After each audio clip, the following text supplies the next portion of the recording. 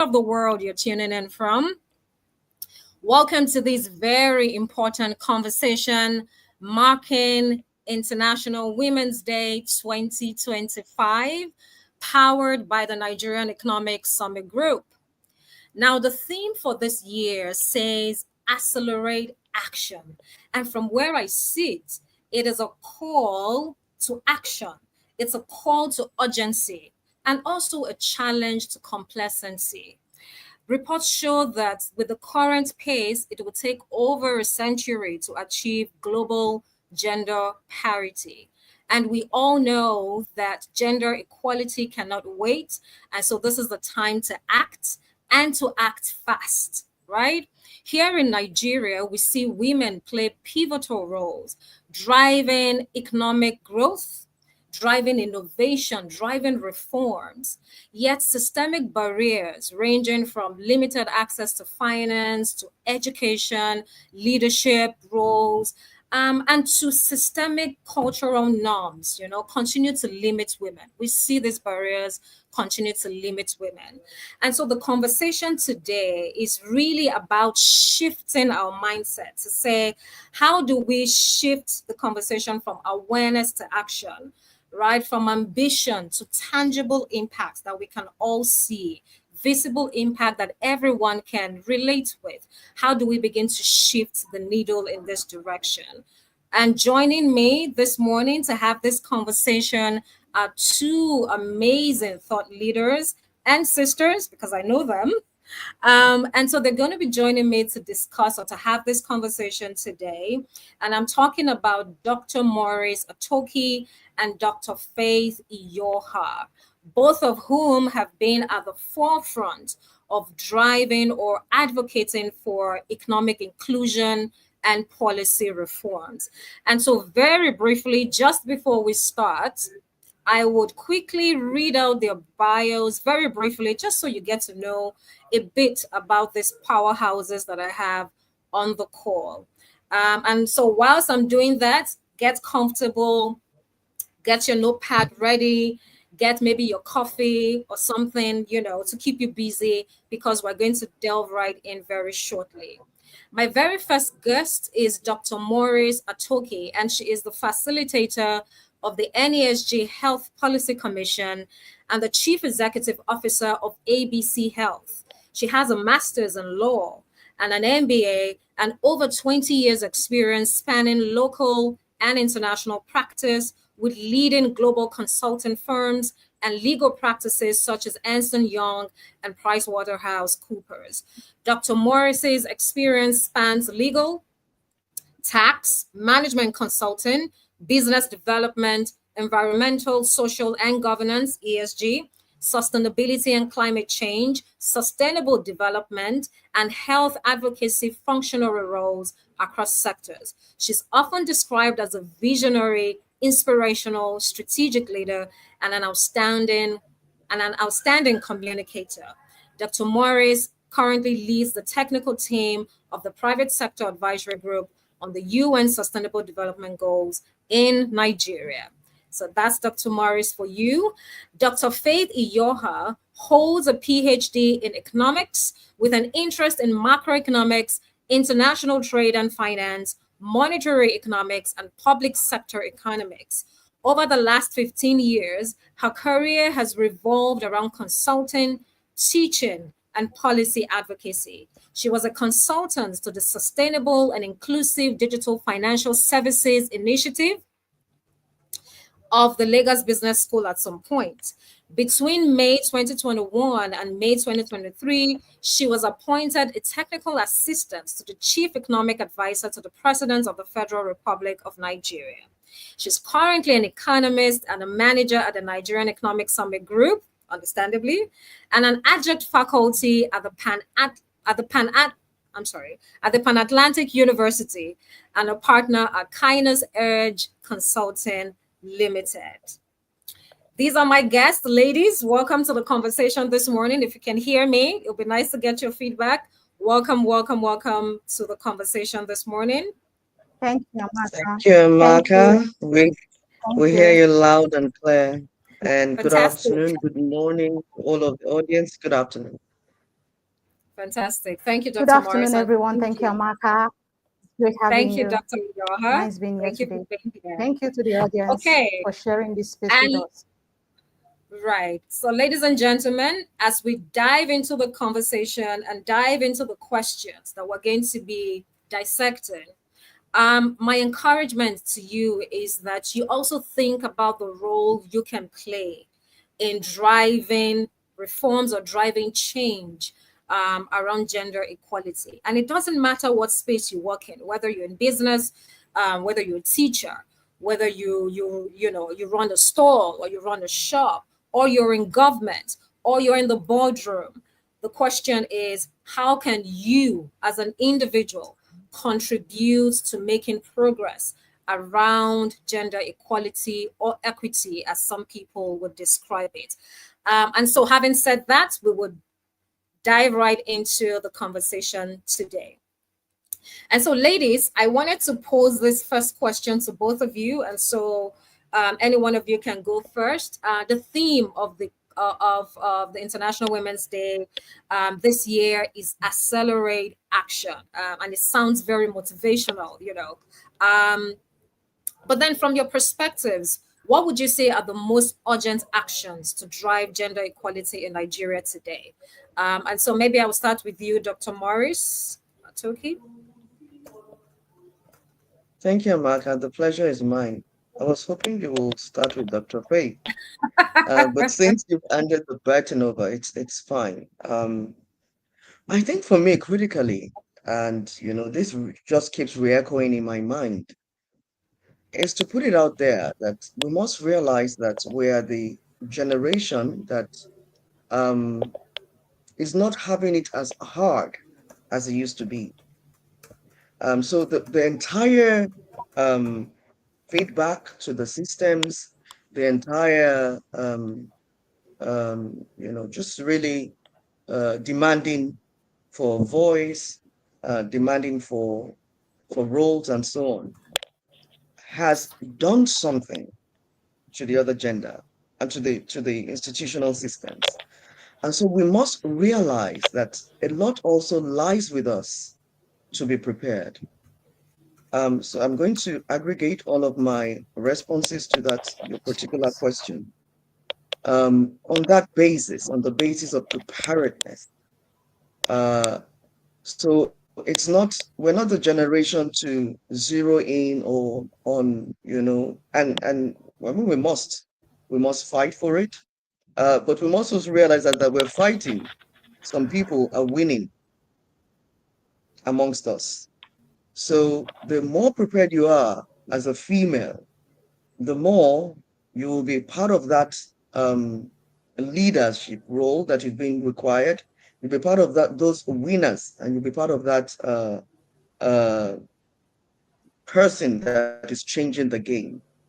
So for me, I mean, largely is to put it out there that it behoves of the female um, uh, gender, as much as we are demanding equality, as much as we are asking for it, it behoves of us as well to prepare so that when it comes, and it will come, men are becoming to, again, I say this with a lot of regard to my male counterpart, men are beginning to trust men less, and they're beginning to want to try women to handle their businesses.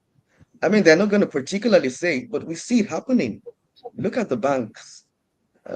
This is the generation where, the ones who founded the banks are the ones sitting back, but they are playing a big role in determining who leads after them. Why are they picking women? I mean, there's something happening in that space. So it's for us as women also to be aware of our of the nuances of our environment and our climate, and decisively position ourselves either through academics, through qualifications, through voluntary work, through being present, through being visible, to be that person that will be sought after when the opportunity comes. I will leave it at that and hand Thank it you. over to Dr. Faith. Thank you. Over. Thank you. Thank you so Thank much, you very much. Dr. Faith. Thank you, Dr. Mories, and I really agree with that. So when we talk about accelerating action, right, it's a call of urgency. Action in this point means to double up, to triple, or even quadruple the effort towards achieving the XDG goal 5 by 2030. Most recent report suggests that only 46.7% of the indicators needed to monitor gender perspective are available. So for action point, the first thing I think we should do is to itemize specific annual milestones or targets for the next 5 years and invest in data, gender-related data, because you cannot measure or you cannot achieve what you cannot measure. So the first point or the first action, it's let data be available. Invest in data infrastructure. You need to know where these women are. You need to know what they do. You need to even know their exact need to achieve gender parity. Because you can just be helping a woman to achieve gender equality, and that's not what she needs to get there. So we need to first of all know who we are dealing with, where they are, and what their needs are to be able to achieve equality in the next 5 years. Thank you, Amaka. Thank you. Thank you. Thank you so much, Dr. Iyoha. And thank you for sharing that. I don't want to use the word scary statistic, but I think it helps to put things in perspective. When we're talking about driving gender equality or driving gender parity. And thank you very much, Dr. Atoki, for the perspective you also shared in terms of opportunities for women to lead would always emerge, but then how prepared are women to leverage those opportunities? And I really liked the example you shared about what is going on in the banking industry, with a lot of, we're seeing a lot of female CEOs, and it's very inspiring. And so my next question sort of builds on your response, Dr. Atoki, to say what progress have we seen, what progress have we made in Nigeria when it comes to women's empowerment over the past decade? And where do you think, or where do you see the biggest gap or gaps? It could be more than one. You had mentioned that we've progress, but where do you still see the gaps? So, so let me even put a bit of perspective into the program. Like I mentioned earlier, we do seem as the generation that is even enjoying more than our predecessors did, because it looks like we're the ones that got a bit louder than the past ever was. So in terms of progress, you will see across sectors. I don't see much in the oil and gas, maybe because there's a lot of money in question. It's a bit scary there. But of course, in the financial services sector, we see bold steps. I'm really impressed with those who appointed women as chief executive officers. We've never seen that in the past, but now it's happening, and the women are doing well. They're not disappointing us, and for me, that's huge. If we look across boards and at executive director levels, at senior levels, we see quite a number of women also playing significant roles there. It means that they're at the decision-making table, and that is critical. It means that the opinion of the woman, the instincts of the woman, her thoughts, and her knowledge comes to play, whether or not you see it. And that, for me, is progress. So there are a lot of women who are doing fantastic things that we don't know. Some of us are visible because we have a LinkedIn, and maybe we have a graphic artist somewhere behind the scene who's helping us put things out there, and a communication expert. But it's not always the case. There are women that are doing phenomenally well, more than some of the visible ones, that really needs to be celebrated as well. But it's ever going to be like that. The same thing goes to men. In terms of government, we also see what is going on. We see, again, more than ever before, more women in the ministerial space, more women across parliaments, and so on and so forth, and internationally. So we can see that there are intentional changes. And the fact that these women are not asked to, leave their portfolio or asked to exit, their work, just says that they are doing the work, they are putting in the time, regardless of the family and the domestic demands. And that for me is a lot of progress. Is a lot to celebrate women about around. I mean, I Yeah. just look at the conventional family systems that we have, and I see the demand, of the man, the children, religious demand on the woman, and she still has to show up incredibly smart across the decision-making table. She still has to have studied. She still has to have everything, be on top of her game. And so that is progress. And that's to your the first arm of your question, Amaka. And then the second arm, of course, are the challenges. I think that one thing we shouldn't get, too carried away with. And so for me, I'm really thankful. I'm thankful for the men who taught it proper, who voted or just really agreed to nominate um, people like us into leadership roles. All of the men and the women who agreed with them.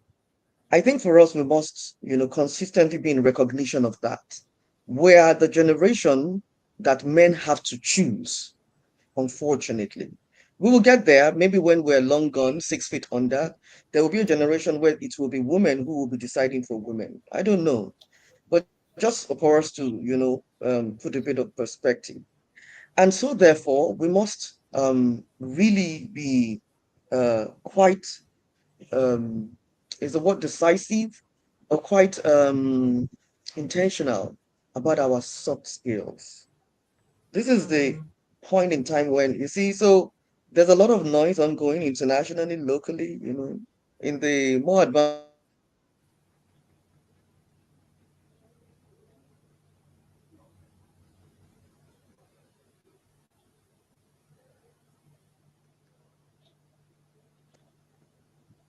leading Okay. Can you still hear me? I want to go off camera so that I can Yes. I can pass Yes. my point and I can finalize. Yes. I was saying that we are the generation also that really has to deliberately position ourselves, and we have to sharpen our soft skills. I'm not saying I mean, it will always be like that. Maybe there will be less of soft skills required sometime in the future, and the platforms will be more equal. But right now, the way things are is like in the health system, and I'm talking about not really women in health, but health for women. A lot of, as much as the world is, and Africa particularly, is complaining that a lot of the clinical trials, the clinical researches and developments are not tailored specifically to, the black man or to the African genetic composition. We must also realize that the same thing goes to women. So a lot of these clinical trials and the medications that are trend out there are tailored to men. They're not even tailored to children, and so on. So we must realize that there are disadvantaged groups to certain extents across board. And for us as women, is first and foremost to be aware, but to pay attention to the nuances of your climb and what is moving things forward. What obtains in the global north may not obtain in the global south, and it may not obtain in Africa.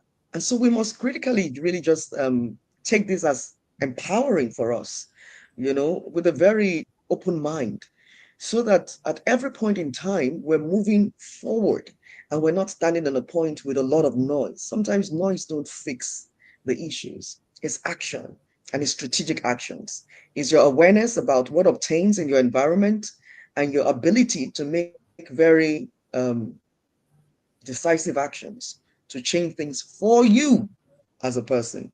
That will make the numbers go up. That will make more women position themselves more as being ready for leadership. And I can guarantee you, like I said earlier, the men really, it seems to me that there's a willingness to test women, especially entrepreneurs. Why? Is the finance factor. Is the fact that I think, okay, I think this woman is not, I mean, she's unlikely to run away with my money. They probably have a lot of men. So it just seems that there's a lot of demand outside there, and we as women really need to be aware about what the requirements are, about what the need is for our society, for our nation, both at government and private sector level and at policy level, and be able to show that we have capacity to fill those gaps. Over to you, Amaka. Thank you. Thank you very much, Dr. Atoki. The So, network was a little patchy towards the end, but I think okay. I caught the gist of your response. So thank you very much for highlighting some of these gap areas. And as we were speaking, I was just taking notes. And so part of it was, or part of the gap areas you highlighted is one, soft skills, right? So women learning to up their game in the area of soft skills. And in fact, I can speak to this because my apart from leading the MSME community of practice at the Nigerian Economic Summit Group, which I actually didn't mention, I also head the Faith Institute at Faith Foundation. And Faith Foundation is a 25-year-old nonprofit that focuses on enabling Nigerian businesses start, grow, and scale. Now, the Faith Institute division, which is what I lead, focuses on driving research, data, and policies, right, around entrepreneurship in Nigeria. And so from data, we can actually see, that women are better managers, and which is where I completely align and agree with Dr. Atoki's response. Women are better managers, women are resourceful, and there's data also showing that when you give a loan, or if a woman takes a loan for her business, they are very quick to repay. Their books are in order. So there's data to back all of this.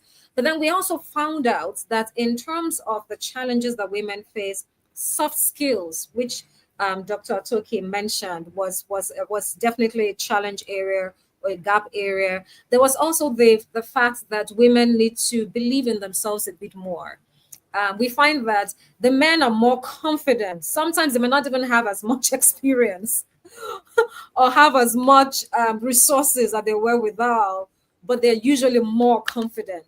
And a woman can have all the experience, but still think of herself short. So those were some gap areas that we found or discovered through research and through data now. So thank you for highlighting that, Dr. Atoki. Soft skills. You talked about being awareness, being aware of the gaps, whatever sector it is you play in as a woman. You're in the health sector, you're in the energy space, you're in the mining industry, for example, you are in construction, you are a businesswoman, or you're in the corporate world. Regardless of the space where you operate, is that you're aware of the gaps, you're aware of the opportunities, and you see that instead of being scared or deterred, you see that as empowering, and you prepare yourself to be able to bridge those gaps, occupy those positions, and bring the solutions to the table. So thank you very much for sharing that with us, Dr. Atoki. So I would quickly move along now. Although, Dr. Iyoha, you wanted to chip in? Yes, I wanted to say that I really agree with you, Amaka, and Dr. Mories. I really agree with the fact that you need soft skill to take over or to take charge or to be able to go into that space that is available for you or the opportunity. But I would also need to quickly highlight some specific gaps. So the world is tending towards AI, so there is need to train the woman in how to use what's it called? ICT. Artificial They need intelligence. ICT skills. Yes, yes, artificial intelligence and everything IT essentially. There's also gap in the area of physical and sexual harassment. Um, Also, we have limited access to assets. So assets, when you talk about finance, when you talk about loan and others. And another gap that we see that is really scary, which I highlighted in my first comment, is the lack of comparable methodologies for regular monitoring. So if you need to monitor, you will need indicators to track where you were and where you are and where you need to be. Thank you. Thank you. Thank you so much, Dr. Faith, for highlighting that. So we still have a lot of work to do, right? We've come so far, but there's still a lot of work to do, especially in the area of owning assets. And again, I can corroborate what Dr. Faith Iyoha has said, because from our own research and data, that was also a challenge area, especially when it came to accessing finance, right? A lot of women, it was difficult for a lot of women because they didn't have assets in their names. And, it might sound really in 2025, or, that still happens, but it does. Right. So, Yeah. so that's definitely a gap area. And thank you for highlighting that, Dr. Iyoha. You mentioned sexual abuse, and that's also, in fact, it's a grave it's a scary area. Then there's also a lot of data around that, the fact that that still happens in the workplace, outside of the workplace. In fact, sometimes just having conversations is a little scary. You hear people say things like, it just feels like the world is a scary place for a girl or for the girl child, right? But be that as it may, there's also work ongoing to combat some of these challenges and some of these gap areas. And so, whilst we've Yes. made a lot of progress, there's still a lot of work that needs to be done in just Done. educating the other Yeah. gender and bringing them along. And I liked the points that Dr. Atoki made around this. The fact that she had men in her life who Mm-hmm. paved the way for her to occupy leadership positions. And so that really emphasizes the fact that we need men on this journey, on this fight called gender parity or gender equality, because in a lot of cases, these men will be the ones to open the door for you to let you in, or to let a woman in. And so even in these other areas or gap areas that Dr. Iyoha has highlighted, we also need men. We need to educate the men, to see women as respectable beings, right? And to refrain from any form of harassment, sexual or otherwise. But then I also like the point you made around data. So a lack of comparable methodology. I think that that's very, very, very important if we really want to, monitor change, introduce change, implement change, and monitor change around this area. So, Dr. Faith, thank you for mentioning that. I would quickly move on to the next question. Part of a key focus for the conversation we're having today is accelerating action for economic development, right? And so when it comes to economic development, when we look at the woman, or the woman in Nigeria, especially those running businesses, and we have touched on it already, funding is a critical, critical, critical challenge, right? At the Fade Institute, we put out an annual report called the State of Entrepreneurship in Nigeria report. And for last year, we realized that um, the number of women entrepreneurs in Nigeria had risen to 42%. Oh, I'm sorry, to 48% from 42% last year. Mind you, we surveyed over 10,000 nano, micro, small, and medium enterprises in Nigeria across the 37 states, right? And so as of 2024, 48% of that number are women entrepreneurs. Now, that's an uptick from last year where we had 42%, and an uptick from the year before that when we had 39%. However, if you drill down and ask what the major challenge is, the number one challenge area is funding, access to finance. And so, Dr. Iyoha, I wanted to pull you in here. Dr. Atoki, I'm sorry, I wanted to pull you in here to say women face significant funding challenges when it comes to running their businesses, right? How can we begin to accelerate access to finance for female entrepreneurs for Nigeria? Thank you so much, Amaka. So, first and foremost, let's not just even, I won't say regardless of what the data says. Let's agree largely that entrepreneurs face challenges in accessing finance across industries. So every small, medium scale business, every startup will have, one or two challenges. Again, maybe there are more women wanting to open businesses now, so the challenges are becoming a bit more apparent. But having said that, Dr. Faith mentioned something earlier about where she sees the gap, and she mentioned artificial intelligence.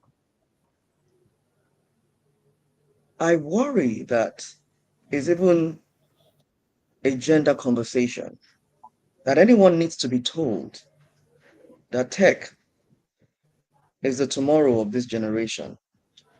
Now, if you need to be told, you probably don't deserve that support. So again, I'm not talking about those at the base of the pyramid that don't have the same opportunity to get, as literate as those in the corporate. I mean, so again, talking about awareness and talking about soft skills. Now, soft skills is not something that we learn in the books, It's like native intelligence. Our grandparents had it. Some of them were not educated, and they applied soft skills to trade, and they had huge businesses. They even had to master some of the numbers in their minds and in their heads. They didn't have to scribble things down on paper. And they will account for businesses, huge businesses, so selling lace, selling trinkets, selling gold, and so on and so forth. And so, really for me, where I'm driving at is that the ability of any human to identify what empowers him or her by that self is that you're ready for the next level. If we still have to be telling women today to consider adding tech to whatever they are doing, then there's a problem. And I'm talking about women in the, educated space. No one needs to tell anybody about this anymore. It's simple logic that there's a generation, there's something coming in another 10 years, 20 years that will replace a lot of things that we have learned. It's all over the place now. If you are waiting to be told to add it, it's because you're not ready for that new role. And so for me, really, is to critically accept responsibility as women, and not want to play victim all the time. And I hear, yes, sexual harassment. I hear perhaps the inequality in the workplace in terms of salaries and all of that. But time will come when all of that will fade away. Are the women really, are they ready? Is the question that needs to be asked. And so maybe let's leave that hanging and hear the next speaker. Over. Okay, thank you. Thank you very much, Dr. Atoki. So Dr. Faith, I wonder if I could pull you in here, right? Dr. Atoki has emphasized the need for women to be ready. Dr. Iyoha, are you there? Yeah, I can hear you, but you're breaking. Oh, I am. I can hear Is it you, better but now? you're breaking. Okay. Hello? Okay. So I just need No, to know, better. can you hear me now? Okay, please, better. Okay, better. Okay, great. I think this is because Dr. Atoki talked about technology, right? So I hope my technological tools are cooperating with me right now. Please confirm you can still hear me, Dr. We had better Iyoha. work. It started raining where I am, so I just I spoke. can hear you. Okay. Okay. Okay, I can fantastic. hear you. Yeah. Okay, great. So Please Dr. proceed. Atoki, What was the question? yes. So Dr. Atoki has talked about how women just need to be ready for opportunities, right? And also emphasize the fact that women need to know that technology is an integral part of their life, whether it's in business or whether it's in the workplace. And interestingly, again, from our research, the research we carried out, we found out that women have faster agility to technology anyway. So going by data, it seems that women pick up or learn technology faster than the other gender, right? So, Dr. Atoki, I think we seem to be on the right path in that regard. But then, when talking about economic empowerment, right, I think the question will be, what role does policy play in ensuring that women have equal access to economic opportunities? And Dr. Iyoha, I wanted to direct this at you again because you're an economist, and just speaking from that perspective. What role does policy play in ensuring that women have equal access to economic opportunities? And then where do you think there needs to be stronger enforcement so that this actually happens. Access to finance, like Dr. Atoki noted, is a major problem across board. But you see, women experience it differently, right? Because you have all of these systemic barriers that are Can you already hear in me, place. Amaka? Yes, I can. Hello? Can you hear me?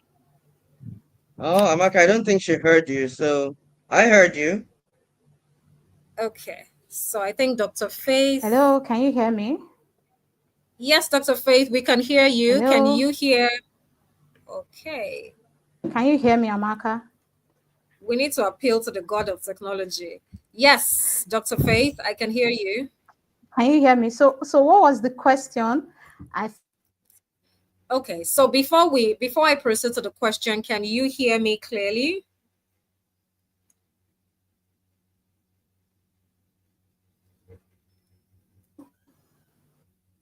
Okay, Dr. Iyoha, can you Hello? hear me? Oh man. Hello? I can hear I can you. hear you, but I didn't get the question. I was saying you were talking about access to finance or something. So I wanted to get the question, but network has been throwing Yes, me out and in. yes, I know. But so I wanted you to be stable so that we can proceed. So maybe Hello? turn off your video if that would help. Wow. So let me just speak on the role of policy with respect to access to economic opportunity and finance. So essentially, one of the things that government or policymakers can do in terms of creating access is sensitization, education, and making the information available to women. In that regards, they may need to create a hub, a female hub for female entrepreneurs, or a hub where you can bring females together and share that information. Now, information is power. If we don't know the details of the information, we may not be able to access. And also, in creating that hub, you'll be able to formalize some of these businesses, because majority of this business are in the informal sector. So when you create that hub, make their information available, advocate, let them understand the reason why they should take or jump on the opportunities, remove the stringent conditions to accessing finance.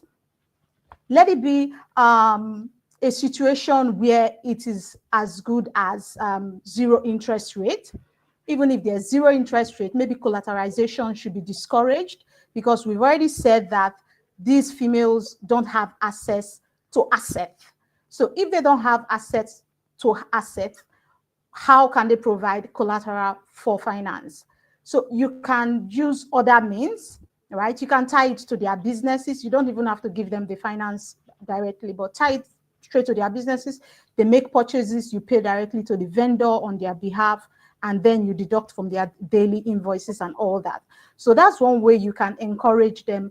Another way is to create like a proportion of private sector credits should be made available to females, female entrepreneurs. Let me not just say females. There's female entrepreneurs. A proportion of private sector credit should be made available, and they should understand. So it means you need to still educate them to know where, when, how to access it. Thank you, Amaka. Thank you. Thank you very much, Dr. Iyoha. Can you still hear me? Just Yes, checking. fantastic. Okay, Better. okay, great. Thank you. Thank you for sharing those very important points, and just hearing you, I can also, just listening to you rather, I can also hear that, it's important to understand the people you're designing a policy for, Policy for, right? yes. So what role does policy play in ensuring women have equal access to opportunities? It plays a major, major role. And for policy to be effective, is that you understand the target group or the dynamics involved in the space, right? If you're trying to Yeah. make policies for women, it's important that policymakers, policy influencers, and all the stakeholders or key players within that space understand the dynamics, understand that target group or demographic segments, before embarking on the design of policies. And just speaking on finance, you know, and to add to what Dr. Atoki and what Dr. Iyoha has said, is that generally in Nigeria, access to finance is a challenge for entrepreneurs. So it's saying, how do we even rethink that entire finance architecture in Nigeria? Nigeria, yeah. Right? Because right now it seems like it's not working. And then as we're doing that, we need to do that using a gender lens, because we can't just think of revamping, or let's look at this, the finance system in Nigeria. Does it really benefit MSMEs or businesses in Nigeria? As we're doing that, it's also saying, how does it impact on women? You know, so introducing that gender lens in policy design or policy implementation approaches is very critical. And that's what would really ensure that we begin to see results, right? So thank you so much again, Dr. Iyoha. And, you know, Dr. Iyoha, you were talking about the informal sector. And that, for me, it's very important, because we find that a lot of women, especially when it comes to entrepreneurs, are in the informal sector. A lot of women play at the nano and micro level. You begin to see less and less women when it comes to small and medium-sized businesses. And so I think the question will be, how do we transition from, you know, how do we transition women into the formal economy so that they can enjoy better opportunities? And I would pose this to both, to you, Dr. Iyoha, and then to you as well, Dr. Atoki. But just before you respond, Dr. Iyoha, for everyone listening, regardless of the platform you're listening on, please drop your questions. If you have any questions, it might be relating to what we're talking about. It might be, you know, an insight that you just want to gain knowledge on, and you think any of the speakers can address. Drop your questions on the platforms on which you're listening, and those questions will be sent to me, and I will definitely read them out. So please drop your questions so you can be a part of the conversation. So Dr. Iyoha, back to you. Okay, thank you. Okay, thank you, Amaka. So how do we transition women in the informal space to the formal space? Yes. Education is power. Okay. You cannot jump on what you don't know. So there is need to create that access. Every woman, I should guess, should have a phone, whether it's smart or not smart. We can educate them by sending text messages, right? Now, it is also has implication for education. Can this person also read? Is this person knowledgeable to read? So it means you have to dissect it in different languages. So you're sending a text in English, it is interpreted in the 3 key languages in Nigeria, so that the people getting this text message can read. So when they have access to the information, they now know how to take position to use the information at their disposal. Now, the information you should be sending is the fact that there is finance available for you to scale up your business. And scaling up means you need to transition to formal economy and for access. So that is how such messages can be fine-tuned, because when people hear about formalization, the first thing that comes to mind is taxation, and they want to get access to my finance to tax me. So we need to be able to educate these women that formalization does not mean taxation. We are not taxing you because you are trying to become formal. So that way they can easily be transitioned from being informal to formal. Another, aside education, they need to be mentored. What are the businesses in their space that have transitioned? They need to know these businesses. They need to know the person driving the business, which most likely should be a female. And they need to understand how. So sometimes education is not going to the 4 walls of the university or the 4 walls of school. It might just be looking at somebody and understanding what the person has gone through. It might be by sharing experiences. So you bring them together, let this person speak to them in the way they can understand. If it means getting an interpreter, then you should get an interpreter. So Informalizing sector, in transitioning to formal sector, education is critical, mentorship is critical, sharing experiences or converging the females together to share experiences is also critical. Thank you, Amaka. Thank you. Thank you. Thank you so much, Dr. Iyoha. Dr. Atoki, do you want to add to this? Yeah, absolutely. And the angle I want us to also consider is so we typically demand for a level playing platform, and yet we ask for things that appear, does not cut across. It sounds like a wish list to me. It doesn't sound like what will move government, even though I mean we see now that there are some policies that are a bit friendly towards women empowerment. But where I'm going to is even Hi, Amaka. Yeah. let's yes, please. Amaka, did you want me to stop? No, no, no, no, no. Please go ahead. I think Dr. Iyoha is just testing her sound. Be sure she's still on the call. Okay. Yeah. So for me, it's for us to also kind of be a bit more uh patriotic in our SWOT analysis. Yes, maybe data shows that when more women are empowered, they can do more and so on and so forth. But again, does data also show that if more men are empowered, they will equally do more, and so on and so forth. So I'm just being playing the devil's advocate here, so that whatever we are asking for, we need to be able to back it. Uh, you need to be able to back it with substantial evidence that it is what women have been deprived of on a normal scheme of things. You understand what I'm saying?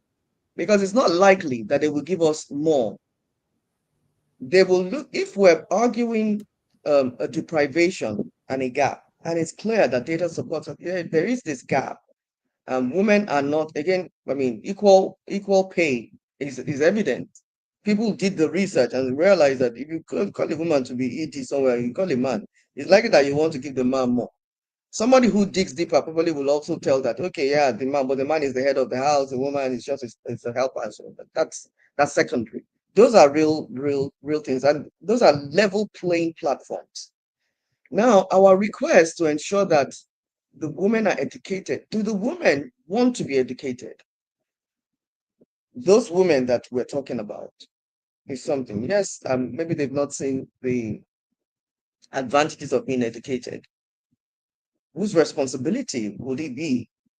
Are we asking for development, or we're asking for women empowerment? Is another question. Because if we're underdeveloped as a nation, it's unlikely that a majority of the women, especially those at the grassroots, will ever be able to access education the way that we want them to. And so I would, generally say that as women who are privileged to be educated, we should demand for a general economic development, the one that grants both genders equal access to the same kind of education. So in families, for instance, we want to tell a father figure to ensure that his girl child also goes to school the same way that his boy child goes to school, and places them on the same level playing field. We should push for that, so that whoever now chickens out due to maybe other reasons beyond control, we will know that, yeah, it has to be this person's fault. Without us going to those basics and, asking for that level playing platform, our demands appear watery. We can't say give them this. Who is going to motivate somebody who is not willing? I'm not going to motivate. I'm not going to. I mean, who's going to mentor somebody who is not willing? I'm not going to mentor a woman who doesn't know that she's going to call me to say, "Oh, what should I do? Where should I go next?" No, I'm not going to. If I give you the first level of, okay, this is the advantage you start to gain if you do this, If be aware. Once you're aware, all other things resides on you. And you see, and that's when our demands sound authentic. Yes. If it's not a level playing Mm-hmm. platform, they won't take us seriously. They will smile and say, Mm. these women have come again, and they will not do anything about it. But if Mm. facts and figures and information points to the direction that this we're being cheated because XXX, look at this, and this that has been done otherwise has been able to yield this result, and then we begin to get the audience. Policies begin to go in our direction, and so on and so forth. So again, things around asking for a separate kind of what do you call this now? Is it criteria or collateral for women? Why? The same thing that is required for a man required of a man who is starting a business should be required of a woman. You know what I mean? But again, do we Mm. want to spend time to support women as women?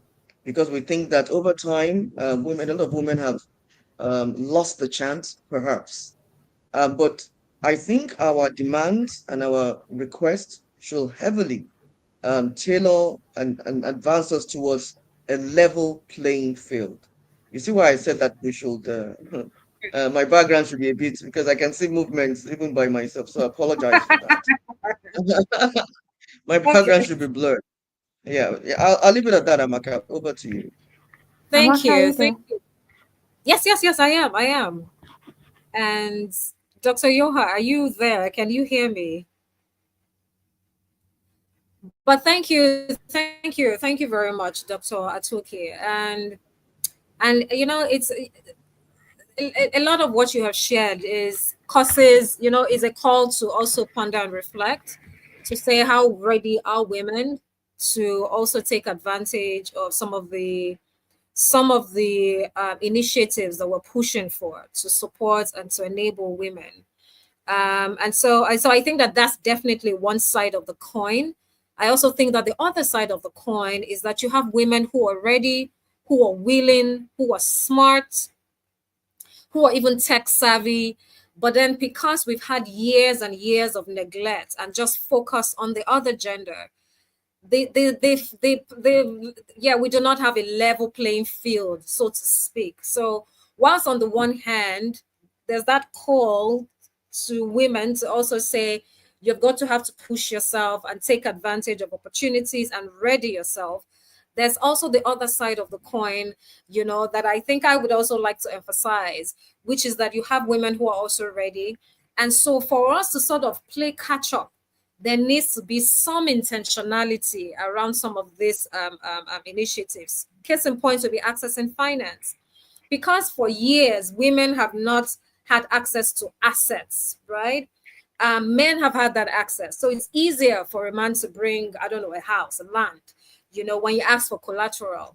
And then it will be very difficult if we're using the same criteria or criterion for both genders. It'll be very difficult for a woman because she's just historically not had that access. So I think that on the flip side of the coin is also saying, how do we intentionally try to level the playing field by putting initiatives or putting incentives to encourage women and to just help women also, catch up. And now again, and I totally hear Dr. Atoki, which is that we can't do this based on emotion or assumptions, is that we're also showing there's data to back this. And there is data to back the fact that women experience access to finance challenge differently because of some of these systemic barriers that have been entrenched for years. So I would quickly move on because we're almost out of time, and I would like to take questions from people listening. Again, as you're listening to us and listening to this conversation or joining in, please drop your questions if you have any. And regardless of the platform that you're on, just drop your questions. And trust me, the team behind the scenes will ensure that I get it and we would answer or discuss your question live on this conversation. Okay, so let's quickly touch on 2 points that I think are pretty important. We've talked about gender, closing the gender gap in leadership and economic participation, and we sort of alluded to that in some of our responses. But then there's also that conversation around using quota system to ensure that we close the gap around that. So I think, Dr. Iyoha, I'm going to come to you, right? So my question would be, how do you think we fared in terms of closing that gap in leadership and economic participation? And then what are your thoughts in using or utilizing the quota system to try to close that gap and bridge that gap? So I'll pose that question to you, Dr. Iyoha, and then Dr. Atoki, I'll come back to you for one more question, and then hopefully we can begin to take questions from the audience. Dr. Iyoha, are you there? Can you hear me?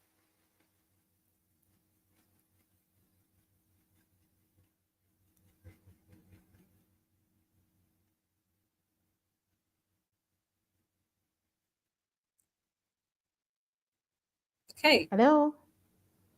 Hello, can you hear Where are me? my guests? Looks like I've lost everyone. Oh, Can you saved by hear the me? bell, Dr. Yes, No, you I have was. not. Hello? Oh, I'm fantastic. I here. have I'm Dr. just Iyoha. So, on mute. So Yes, let's just Dr. hope we can get so Dr. what did you Faith say, now. Amaka? Okay, so Dr. Iyoha, did you You hear called, me? you mentioned my name. Yes, I did. So I was saying, how do you think we're fed in Nigeria in terms of bridging the gap when it comes to leadership, right? Closing the leadership, the gap in the area of leadership, and then when it comes to female representation in leadership, right? Whether it's in government or just in the Okay, boardroom. how have How we do you think we're fared? fed?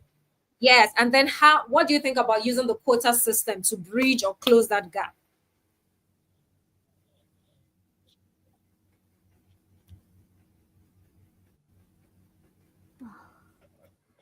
It's really bad, but I think I would try and just respond to. I think I hear you say using the quota system. So, Yes, how do that's we use correct. quota system to drive gender equality? I believe we cannot just focus on using only quota. Involved, yes, this female must meet the criteria before assessing the quota. So while there should be quota for women, the quota should only be assessed by merit. I believe that standards should be upheld at all times. And so the only thing quota can do is to compel those in charge to fish out the women that are willing and to mentor or even train them ahead of.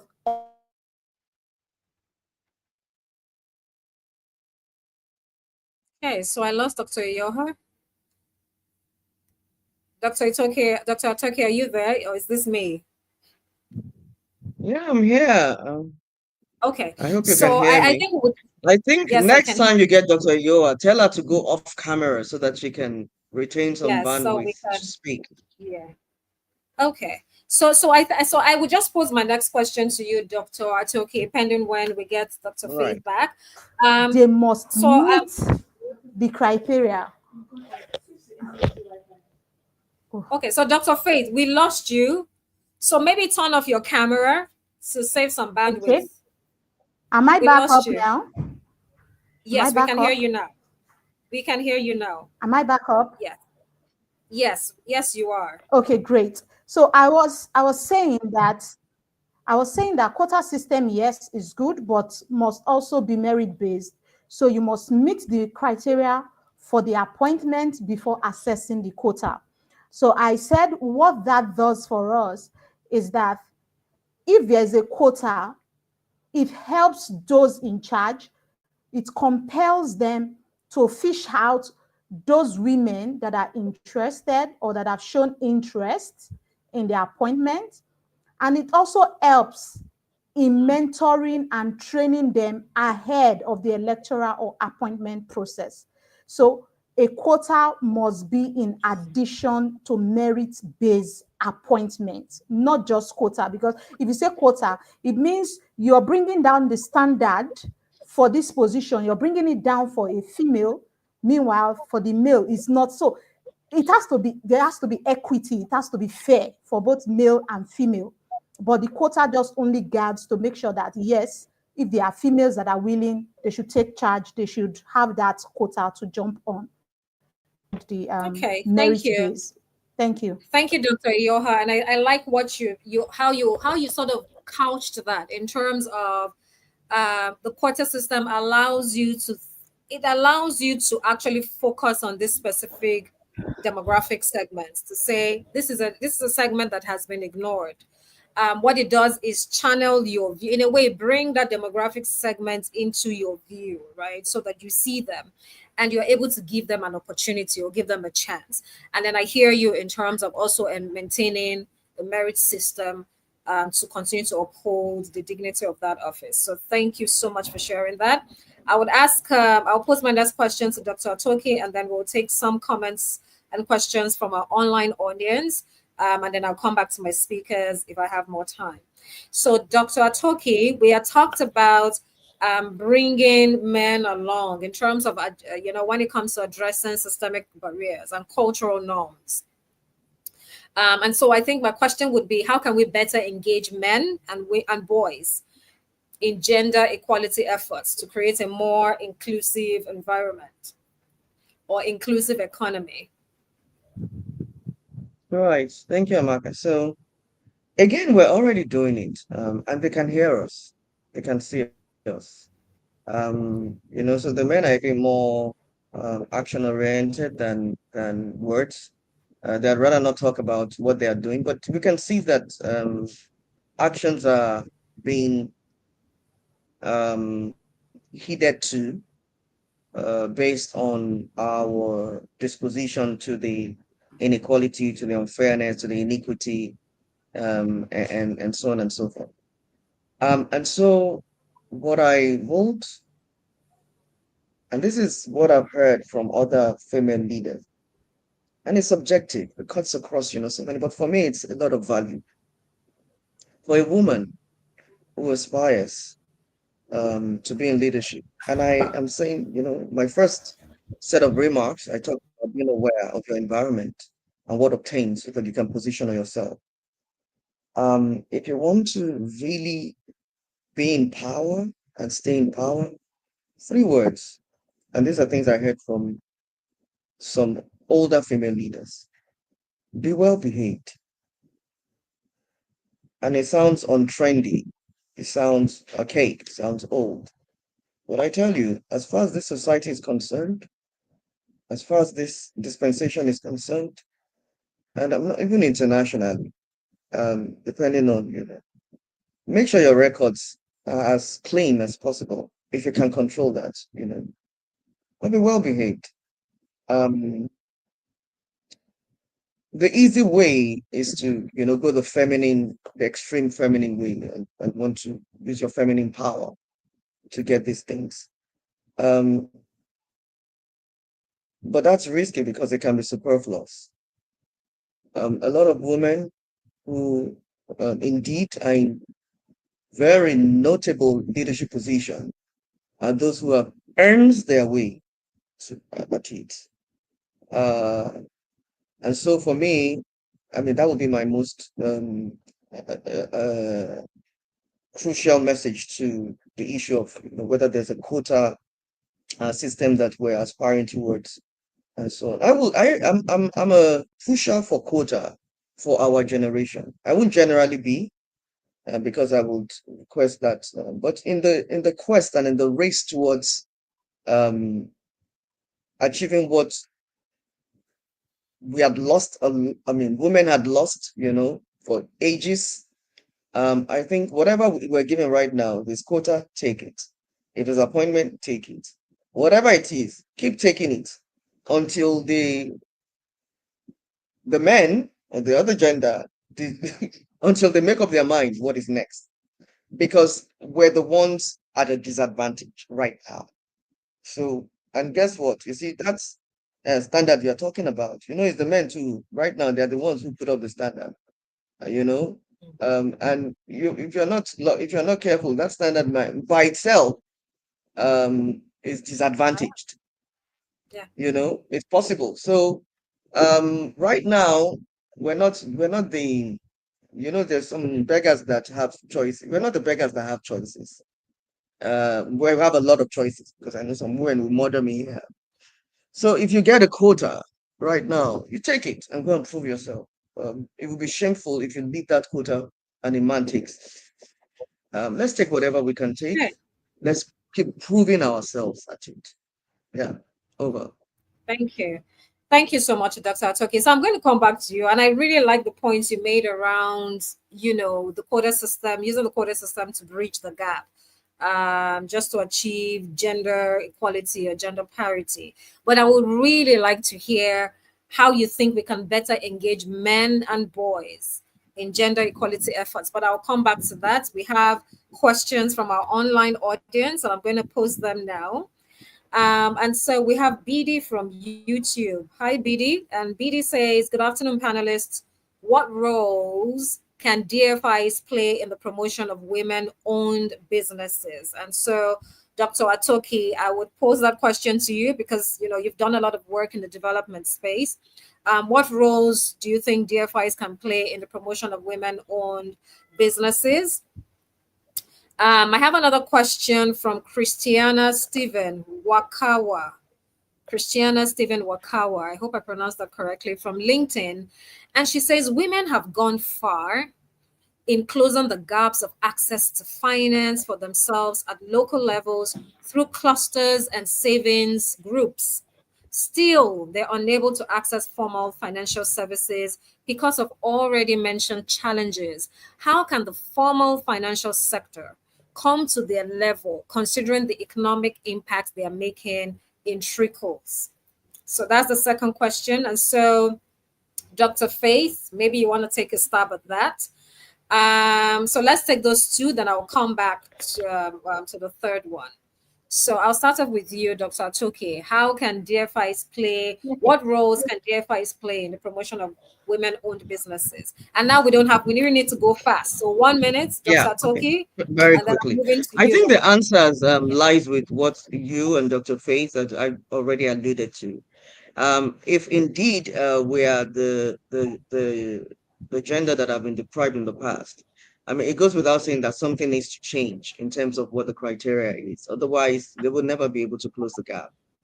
They need to relook at the fact that indeed most women that will come to them probably don't have those assets, but they have what it takes to take the business forward. And so maybe there has to be a balance. The willingness to bear the risk. It could be like a subsidy thing that government can, put in place, maybe on behalf of the women, to be able to shoulder some of the risks that the DFIs will be bearing if they give those loans without the kind of assets that they would ask men. So it's to really largely consider relooking at the entire collateral system and ensure that it's as fair as possible. I mean, before now, I would have said, I don't even know why we will be talking about why you don't have an accent. I mean, I want to put myself in the shoes of these DFIs. And the question is, would I be willing to bear more risk because one is a woman and the other is a man? As a businessman, it's unlikely. And so we need to also be very aware and open-minded. But at a national level, I think the government can demand on behalf of the women for um, a more accessible channel of financing based on the fact that it is almost impossible for these women to be able to back up the same way that the men can. I leave it at that. Thank you. Over. Thank you very much, Dr. Atoki. And just to Okay. add that you have a lot of DFIs already Yeah. playing in this space. So I think the question is we need more, right? Nigeria is huge. You have over 40 million, well, about 40 million nanos, micro, small, medium enterprises in Nigeria. That's a lot, right? So we probably need more hands. We need more of those efforts that are already happening across board, so that we can begin to feel the impact. Okay, so over to you, Dr. Iyoha. Do you want me to read the question Okay. again, or yeah? That will be fine. Okay, so women have gone far in Okay. closing the gaps of access to finance Mm-hmm. Do you have the question? Mm-hmm. Did you get the question? I said you can read it. I'm listening. Okay. So women have gone far in closing the gaps of access to finance for themselves at local levels through clusters and savings, right? So in other words, women have been doing this for themselves, doing the best that they can through savings, through clusters, but still they're unable to access formal financial services, right? Because of all the challenges we've talked about. How can the formal financial sector come to their level considering the economic impacts they are able to make? Okay. Great. So one point to note, just thinking about it at the top of my head, is to use these clusters or group as a um, a means to assess formal finance. And the only way to do this is to formalize these groups. So you come together, create a clusters or create a group, you make that group formal, even if those within the group are informal. Now, once you formalize, within the group, there are things that you can pull together that can serve as collateral, right? Then you can also come out or bring out or write a proposal to the formal financial institution telling them why they should fund your group. So it is not the individuals in the group that is going for the finance, but they are using the umbrella, the cover body, to assess formal finance, which will be distributed amongst the individual and will also be collected from that group through the group. So you're not going as an individual, but you're using your association, which is a formal body, to assess finance. And another thing that can be done is within the group, I have mentioned earlier the need to educate the members in the group. I hear Dr. Mories saying, I don't know why you should not have what's it called, collateral, right? If you have a business, you should have a collateral. We've mentioned that majority of those females that play in MSMEs, they are in the informal sector, and they don't have access to asset. So it means there's no landed property in their names. They don't have a house. And sometimes some of the what's it called? Some of the issue that we face within our own structural barriers or cultural barriers is that the females does not have access to inheritance. So if you are a female from that kind of a background, no access to inheritance, no access to assets, even if you're running a business, to be difficult to access formal finance because you don't have the collateral that is needed.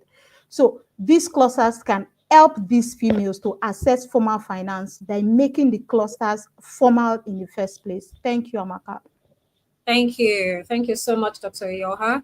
And so I have my next question from Sarah Sosa on YouTube. Sarah, forgive me if I'm not pronouncing it right, but I'm doing the best I can. Sarah Sosa. Or is it Sosa?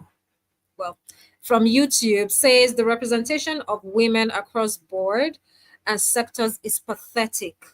My question is, why are women not lifting women up to attain these leadership positions? We need solutions now more than ever. So this question, I think both Dr. Atoki and Dr. Iyoha can take this. And Sarah sounds, almost frustrated. Why are women not lifting women up? I mean, from my end, I think women are, maybe it's not happening at the speed that you'd like to see, Sarah, but I think that it is happening. But then that's also feedback that this needs to happen even more and on a larger scale. But what do you think, Dr. Atoki?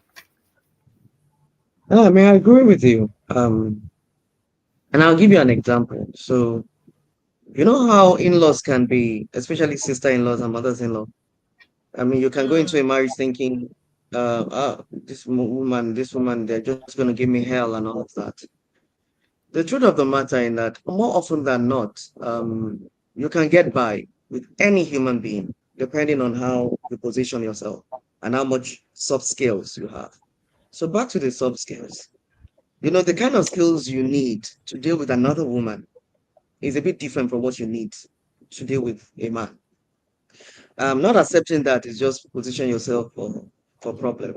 You can't. I mean, with a man, maybe men like women that are a bit cocky and a bit, they don't mind if you're disrespectful. Maybe, I don't know. Maybe some find it a bit attractive. It's possible, but you know that a woman that you're reporting to will never find it attractive.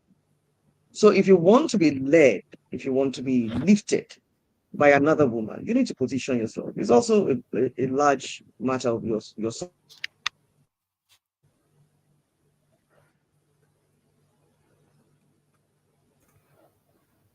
Hey, Dr. Atoki, are you there?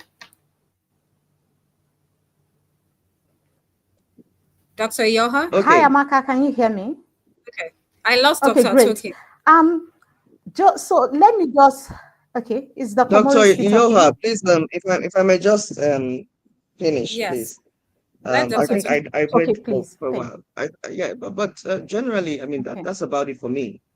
So it does sound incredibly like pathetic and ugly and unbelievable. It's just let's wake up to reality. If you're disrespectful, if you're not loyal, if you're aloof, yeah, there ain't no woman who's gonna lift you up.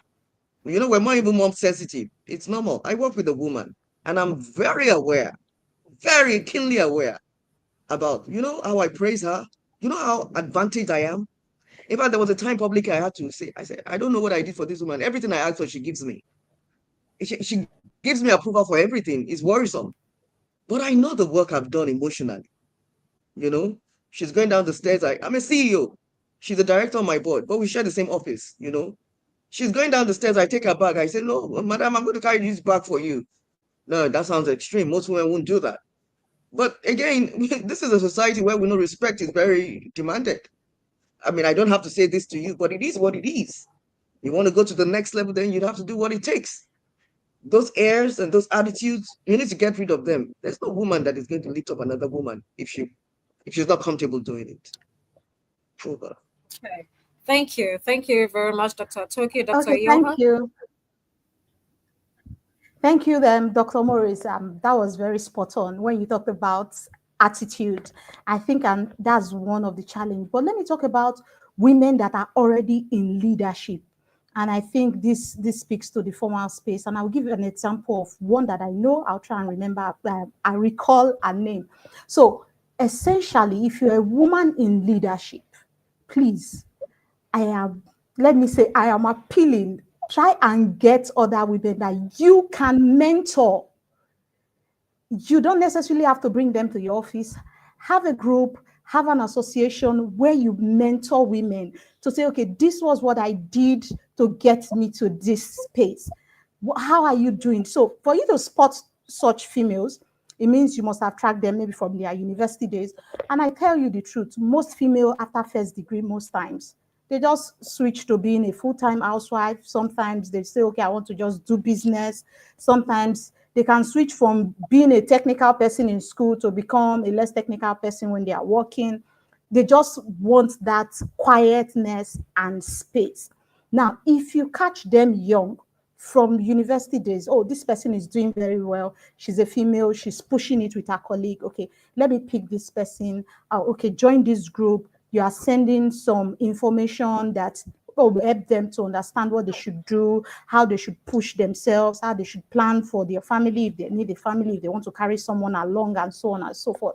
It is very important because that community you have created will push people to achieve things that on a good day, they will be sitting back and relaxing and they don't want to achieve it. So I stumbled on a group for female economists, I think 2 years ago. It was just one professor. I don't even know her. I've not seen her. She was the one that started this group. I think Asiedo Elizabeth. She's a professor in the UK, I guess. Yes. She started a group. And what she does is if you're a female doing your PhD, we want to assist you to finish. So you come in, they pair you up with another female that has done her PhD, and the person starts guiding you. Okay, what have you done? What have you not done? You start making your presentation from there, even before you go to school to go and finish your defense. So these things are very important. You need to have females like that, like Elizabeth, right? That has such clusters that help females to achieve the next milestone in their lives.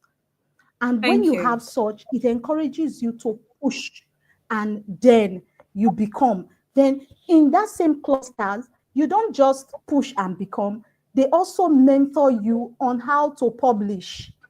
So it's not just about you achieving your academic goal, then you attain your professional goal. If you want to be a publisher, they mentor you, they train you, they have sessions like that. So females in leadership should have a hub that brings people together so that they can mentor those females that are looking up to them. Thank you. Thank you. Thank you so much, Dr. Amaka, please, Amaka, with a very good sense of apology. My ladies. I know. I just want to chime in something. I want to chime in something to say that, you see, it's very easy to ask women in leadership to do this and do that. All of the women on that platform, what they should do is reciprocate what Professor Faith has done, that woman has done. If indeed, it's easy to make demands on women in leadership. Because if you do that, what you're doing is that you are creating branches. And so the truth of the matter is that it's very, say women in leadership, you go and look for girls in the university to mentor. It's almost impossible. It's almost impossible. I'm suspecting that professor is doing it, maybe also even as an added value or something required of her in the academic field, I'm not sure. But again, it's important that the girls in the university position themselves to look out for mentors in women in leadership as well. It's almost impractical for you to think that somebody in leadership will be looking for somebody to mentor. I don't know. But I'm saying with all those busy and crazy things going on with the men, you think we are going to look for more work? No, she's not. But if we ask, hello, Dr. Mories, she's not the one doing mentorship directly. If the mentees come to you, so this is what I do as a person. I don't reject any mentee as a policy, and I would appeal to women to please. But I can tell you practically, I'm not going to look out for mentees. You come to me, we'll mentor you. Yeah, and I think that's practical enough. Okay. Over. Okay. So I think just to add, Amaka. Okay. Amaka, just to add, I'm not saying the professor does that. She has a platform she has created for it. Then she paired people to other professors. So they pair you with someone and you just schedule your appointment. So it is a willing platform. If you're a willing female, then you jump on it. If you're not, nobody's coming to beg you. And she does not do it. She has other female professors that help in the mentorship process. Okay, thank you, Dr. Iyoha, for clarifying. But I think at the end of the day, both of you are aligned in terms of saying women in leadership, pay it forward, right? Somebody opens the door for you, pay it forward so that another woman can also have access, right? And then on the flip side, from Dr. Atoki's perspective, is that you also position yourself. And in fact, I've noted, and this would be in my summary, that you position yourself, right? So as women are climbing up and paying it forward and creating, opening doors for other women to come in, you also want to position yourself at the door so that when it's open, you can walk in. So I think that both of you ladies are aligned, even though you're looking at it from a slightly different perspective. So thank you so much for sharing that. I have one comment that we really need to wrap up now. I have this comment from Abby Uzo on YouTube. And Abby says, I don't think we have fared well. And this can be seen in the appointments in the legislative houses. True that. Also, I don't think quota will help us because it may give room for appointments from unqualified persons. So that's the other argument with quota systems, especially in a climate like Nigeria. Is it something that would work? So thank you very much, Abby, for sharing that, because that's actually a point. That's a point to consider. But I think at the end of the day is that if you're using quota system, this is not just for government now, but even in the workplace, right? Or for programs. For example, at Faith Foundation, if we're putting out a call for application for an entrepreneurship program, we have a specific quota we need 40%, we need 50% women on this program. So the onus is on the team to ensure that we're able to fish out qualified women. So women that are qualified, but typically may not even look in your direction. We deliberately fish them out. Why? Because we have very clear targets, very clear metrics to say we want women on this program. And so we need to fish them out. Right. So I think that's what Quota does. So sometimes there's a negative side to it, especially where maybe in government where you don't have control over it, and someone can easily say, oh, I have 4 slots for women. Okay, go and bring all my cousins and nieces. And that's possible. But sometimes you don't also want to throw away the bathwater with the baby just because there's a negative side to it. The question is, how do we balance it just to ensure that we're able to bridge the gaps that we see, right? So thank you, Abby, for sharing that. We're wrapping up now. And so I think I would really like Dr. Iyoha to address this, which is that speaking from an economist standpoint, how can gender inclusive policies drive national economic competitiveness, right? Dr. Atoki has spoken a lot around, we need to be able to say from a data standpoint, what's the contribution to economic growth? And there's data there, we have reports that show that. But then how does this, if we are making a case and we're saying government needs to be, use a gender lens, used to be more inclusive in their policy. All right, thank you very much, Amaka. How will this drive national economic competitiveness? Can you hear me? So in 1 minute. Yes, I can. 1 minute, Dr. Iyoha. Okay, thank you very much, Amaka. Can I speak on? Yes, you can. Yes, you can, Dr. Iyoha. You have the floor. Can I speak? Yes, you can. Hello? Oh, boy. We can hear you if you can hear me. Dr. Iyoha, please go ahead. You have 1 minute. Okay, so whilst we're getting Dr. Iyoha, Dr. Atoki, what would be your final words on this conversation? We're talking about accelerating action for economic growth in line with the International Women's Day celebration. What would be your final words? Right. Thank you so much, Amaka, and thanks to Dr. Faith for all of our contributions, and of course to the participants and the organizers of this platform. My final words, generally, is for us as women to take the bull by the horn. We need to be bolder, we need to be more courageous, and we need to be out there. And do less of judging one another and do less of complaining. Let's act. Let's act. Let's take, every opportunity that we can take that is available for us. If there are platforms that you are enjoying, let other people know about it. Be a multiplier, be an advocate. Because you see, I've been hearing this thing of women don't help women. Just do you that you're complaining as a woman, are you helping another person? And so on and so forth. I think that naturally women are a bit disposed to some things easier than not. Hi, Yes. Amaka. And I hear you, Faith. We need to go. Yes. We need to go, Dr. Atoki. So thank you. Okay. Thank you for sharing that. Thank you for sharing that. Dr. Faith, you have 1 minute to go. Okay. 1 minute. Okay. Yes. Okay.